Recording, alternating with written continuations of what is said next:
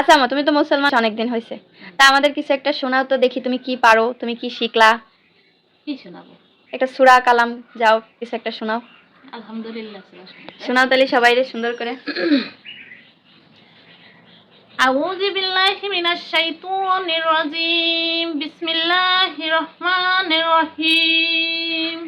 আলহামদুলিল্লাহি রাব্বিল আলামিন আর রহমানির রহিম মালিকি ইয়াউমিদ্দিন ইয়াকা না'বুদু ওয়া ইয়াকা নাস্তাইন ইহদিনাস সিরাতাল মুস্তাকিম সিরাতাল লাযিনা আন'আমতা আলাইহিম গায়রিল মাগদুবি আলাইহিম ওয়ালাদ-দাল্লিন।